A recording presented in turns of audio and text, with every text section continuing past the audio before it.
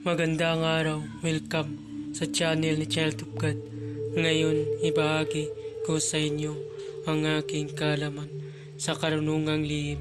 Narito, orasyon sa palipad hangin, pangontra at panggagamot. At kung bago ka pa lamang sa channel na ito, huwag kalimutan mag-subscribe and click the bell icon para laging update sa mga bagong video na ina-upload ko.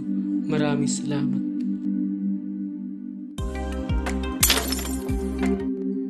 Pamilin, mahalin at pagkaingatan ang bawat ibinabahagi ko sa YouTube channel na ito. Ang kapangyarihan na kapaloob dito ay lubhang may waga. Gamitin lamang sa kabutihan at pagganap ng kalooban ng Diyos. Maginhuwaran at laging isa puso't isip ang 7 layunin. Una, isabuhay ang 4 na gintong simulain, makadiyos, makabayan at makatao, makakalikasan. Pangalawa, isagawa ang pag-ibig sa Diyos, pananampalataya at pag-asa sa pamamagitan ng tiyaga. Pangatlo, isakatuparan ang kabutihan, katuwiran, kalinisan, katotohanan, kadalisayan, kaliwanagan, at kababaan ng kalooban. Pang-4, ipalaganap ang pagkakaisa, pagmamahalan, pagtulong sa kapwa, pagmimisyon, paglilinis ng sarili at pagbabago na paunlad. Pang-5, magkaroon ng paggagalangan, pag-unawaan at pagmamahalan sa isa't isa bilang mga kapatid at kapwa-tao. Pang-6, maging dakila sa isip, sa salita at gawa para sa Diyos, sa bayan at tao.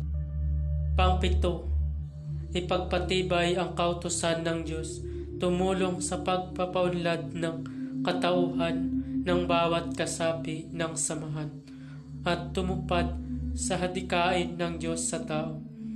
Sa pamamagitan ng pagsunod sa mga layuning ito, ang isang naghahanap sa Diyos ay makakasumpong sa Kanya at hindi pagkagaitan na Kanyang liwanag.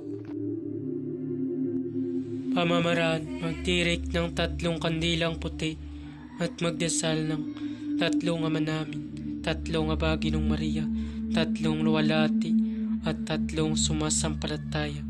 Pagkatapos magdasal ay isunod ang orasyon. Pagkatapos usalin ng orasyon ng 3 beses sa isip ay iihip sa tubig na ipainom o pwede din isulat sa papel na gawing pangontra. Maraming salamat. Narito ang orasyon. Hele, hele, pater, hila, paptiyo, epubi, baks, eksak, mitom, bihu, biyap, Diyos, yaw, hok, eksa, hok, ek, seks, su, saiks, eksat. Mabala ang lahat ng orasyon na aking ibinabahagi dito ay lubhang makapangyarihan. Gamitin lamang sa mabuti.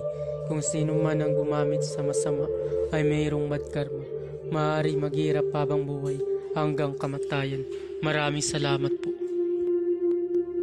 At kung bago ka pa lamang napadpad sa channel na ito, huwag kalimutan mag-subscribe and click the bell icon para laging update sa mga bagong video. Maraming salamat.